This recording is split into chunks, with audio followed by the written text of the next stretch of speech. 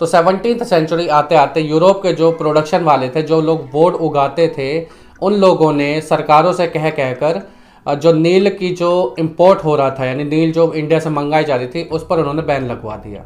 इसके कुछ ही सालों में जो यूरोप के जो कपड़ा उत्पादक थे, जो लोग जो वहाँ पर कपड़े बना रहे थे, उन लोगों ने ये जो बैन लगा रखा था, इसको हटाने की सिफारिशें करनी शुरू कर दी। अब जो नील था वो कहाँ कहाँ पर उगने लगा था, वो कैरिबियाई में उगने लगा था, वो नॉर्थ अमेरिका में उगने लगा था। मीन्स जो नील के लिए अब अकेले इंडिया पर डिपेंड रहने की ज़रूरत नहीं थी। अब इसके बाद क्या होता है कि 18th सेंचुरी के बाद में, यानी जब 19th सेंचुरी की शुरुआत जब आने लगी थी, तो उस समय पर ब्रिटेन में क्या हुआ था कि इंडस्ट्रियलाइजेशन यानी औद्योगिकीकरण बहुत ज़्यादा बढ़ गया था। तब इसकी वजह से उनके पास कपड़े की डिमांड बढ़ने लगी, और कपड़े की डिमांड बढ़ने लगी तो मीन्स नील का जो डिमांड थी वो फिर से बढ़ने लग गई है। और मज़े की बात, 1783 से 1789 के बीच में कैरेबियाई और अमेरिकन, इन दोनों जगह पर नील का जो उत्पादन था वो बिल्कुल बंद हो गया था।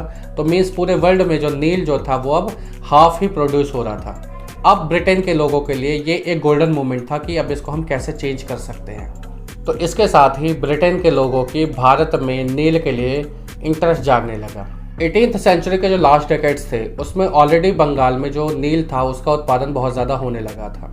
इनफैक्ट 1788 में ब्रिटेन जो इंपोर्ट करता था नील, उसमें 30% जो हिस्सा था वो इंडिया से आने वाली नील का था। और 1810 यानी 1810 में ये जो ब्रिटेन का जो इंपोर्ट करने वाला जो हिस्सा था, ये 95% तक बढ़ गया था इंडिया की तरफ से। तो जैसे जैसे नील का व्यापार बढ़ने लगा, व्यापारी और जो एजेंट थे वो नील में पैसा लगाने लगे। बहुत सारे लोगों ने अपनी नौकरियां छोड़ कर यहाँ पर आकर काम किया। अब अगर जिस किसी के पास नील की पैदावार के लिए अगर पैसे नहीं होते तो जो बैंक थे वो उनको कर्ज आराम से दे सकते थे। नील की खेती कैसे होती थी? इंडिया के अंदर में जो नील था वो दो तरीके से उगाया जाता था। पहला था निज और दूसरा था रैयती। निज यानी कि जो बागान के मालिक थे वो खुद ही अपने हिसाब से अपने खुद की ज़मीन पर या फिर कहीं से पट्टे पर ज़मीन लेकर वो उसके ऊपर खेती करवा सकते थे। उसमें वो मजदूर वगैरह बाहर से अपॉइंट कर सकते थे। तो ये हो गई थी निज खेती। और दूसरी थी रैयती, यानी किसान अपने अपने खेतों में खुद ही अपने प्रॉफिट के लिए वो नील की खेती करेंगे। निज खेती की क्या समस्याएं थी? पहली बात तो जो बागान के मालिक थे उनके पास में इतने बड़े बड़े खेत नहीं होते थे। वो जो खेत होते भी थे तो इतने प्रोडक्टिव नहीं होते थे जिसमें आप नील उगा सकते थे। तो अब ऐसे में उनको ज़मीन लेने के लिए जहाँ पर भी नील की फैक्ट्री थी उसके आसपास में छोटे छोटे टुकड़े उनको मिल रहे थे, और फिर मज़दूरों को भी लेना काफ़ी ज़्यादा मुश्किल था। रीज़न बीइंग क्या था? देखो यहाँ पर बात आती है जो हमने आपसे शुरुआत में की थी कि नील और चावल ये दोनों की दोनों खेती एक ही टाइम पीरियड में होती थी। अब क्योंकि भारत में चावल उगाए जा रहे हैं उस समय पर, तो उसी समय पर नील की खेती, तो अब ऐसे में हल भी चाहिए, इक्विपमेंट्स चाहिए, मजदूर चाहिए। तो दोनों चीज़ें अब इनको जल्दी से अपॉइंट नहीं हो सकती थी। और 1 बीघा खेत में कम से कम 2 हल इनको चाहिए थे नील की खेती करने के लिए। तो इट मीन्स कि अगर किसी बागान मालिक के पास में 1000 बीघा ज़मीन है तो मीन्स इनको 2000 हल चाहिए। अब 2000 हल का मतलब ये है कि अगर बाई चांस बागान मालिक इनको खरीद के रख लेते हैं तो इनका रख रखाव यानी इनका जो मेंटेनेंस है वो ज़्यादा महंगा पड़ रहा है। और अगर ये किसानों से लेते हैं तो ये दे नहीं सकते किसान, क्योंकि किसान उस समय पर चावल की खेती कर रहे थे। तो इसीलिए जो बागान मालिकों की खेती जो थी, यानी कि जो निज खेती थी, वो सिर्फ और सिर्फ 25% ही अपना हिस्सा कंट्रीब्यूट कर पाती थी आपके टोटल नील का जो प्रोडक्शन था उसके अंदर में। बाकी का जो इतना हिस्सा था वो सारा सारा रैयतवारी से चल रहा था, यानी रैयत लोग ही जो थे, यानी जो किसान थे, वहीं से बाकी सारा हिस्सा मिल रहा था। अब बात आती है कि रैयतों की हालत कैसी थी। तो देखो, रैयतों की हालत भी ज़्यादा अच्छी नहीं थी। हालांकि जो रैयत जब अपनी ज़मीन पर खेती कर रहे होते थे नील की, तो इनको कर्जा आसानी से मिल जाता था। लेकिन जो कर्ज मिलता था वो बीज के लिए मिलता था और इक्विपमेंट्स के लिए मिलता था। तो ज़मीन की देखरेख, ज़मीन को जो भी इनका ज़मीन का जो मेंटेनेंस करना है वो सारी चीज़ें इनको खुद करनी पड़ती थी। तो ये जो कर्ज था, पहले कर्जा मिला, इन्होंने फसल बनाकर इन्होंने वापस दी, उसके बाद इनको दोबारा कर्ज मिला। तो इसमें ना एक कर्ज के जंजाल में लोग फंसते चले गए और इतना ज़्यादा प्रॉफिट नहीं था जितना इन लोगों ने सोच कर इस काम को शुरू किया था। क्योंकि नील उगाने के बाद जो इनको कीमत मिलती थी वो सारा पैसा लगभग कर्जे में ही चला जाता था। अब समस्याएं और भी थी।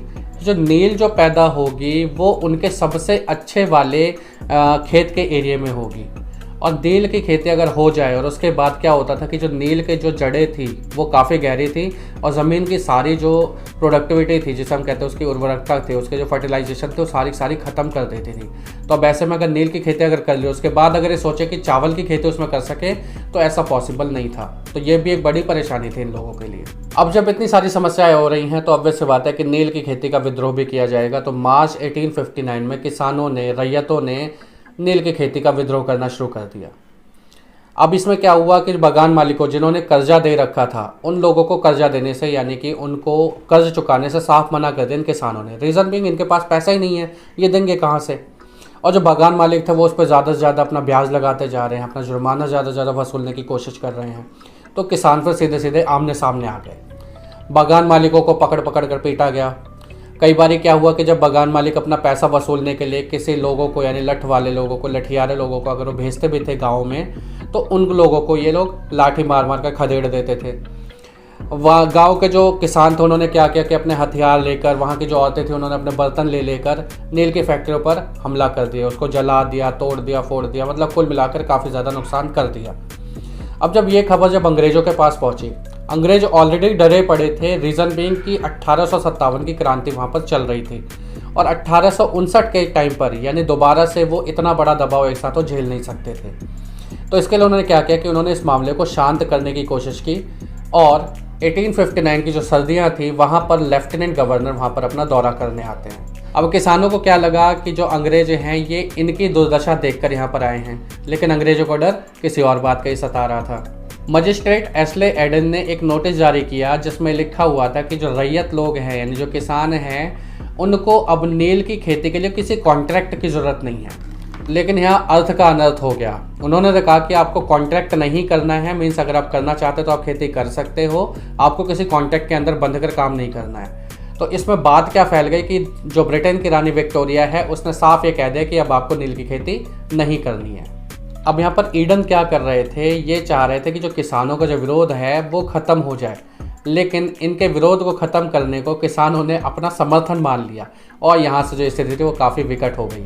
अब जैसे जैसे विद्रोह फैला तो कलकत्ता के जो पढ़े लिखे लोग थे वो भी अपने अपने लेखों में नील की खेती की बुराई करने लगे। इस बगावत से परेशान होकर सरकार ने बागान मालिकों की रक्षा के लिए सेना भी वहाँ पर भेजी और फिर इसके ऊपर एक आयोग भी बिठाया गया जिसमें साफ पता चला कि जो बागान मालिक हैं उन लोगों ने बहुत ज़्यादा अत्याचार कर रखे थे। तो उन्होंने बागान मालिकों की जोर ज़बरदस्ती के लिए उनकी आलोचना भी की और साथ ही ये भी कहा कि जो रैयत लोग हैं इनके लिए नील की खेती ज़्यादा फ़ायदेमंद नहीं है, तो इसलिए वो अपने जो आज के जो कॉन्ट्रैक्ट हैं उनको पूरा करें और आगे से बेशक से नील की खेती ना करें। अब इस बगावत के बाद बंगाल में जो नील की खेती तो पूरी तरह से ख़त्म हो गई, लेकिन जो बागान मालिक थे वो बंगाल को छोड़कर अब बिहार की तरफ चले गए। अब इसी के साथ एक और चीज़ आ गई, क्योंकि इंडस्ट्रियलाइजेशन बढ़ चुका था तो सिंथेटिक कलर्स भी मार्केट में आने लगे थे। अब सिंथेटिक कलर्स आने से क्या हुआ कि जो ओरिजिनल जो नील थी उसकी मांग क्या हुई, काफ़ी ज़्यादा कम हो गई। लेकिन जो बागान मालिक थे उन्होंने बिहार के लोगों के साथ में मिलकर इसको बहुत ज़्यादा बढ़ाने में काफ़ी, अपना जो उत्पादन जो था उसको बढ़ाने में काफ़ी सफलता इन्होंने हासिल कर ली। और महात्मा गांधी जब दक्षिण अफ्रीका से लौटे तो बिहार के चंपारण के एक किसान ने उनको बुलाया था ये देखने के लिए कि आप चल कर देखो कि नील की खेती करने वाले जो किसान हैं उनकी क्या दुर्दशा हो रही है। मतलब जो बागान मालिक थे इन लोगों ने बंगाल के लोगों को छोड़ने के बाद अब बिहार के लोगों का दमन करना शुरू कर दिया था।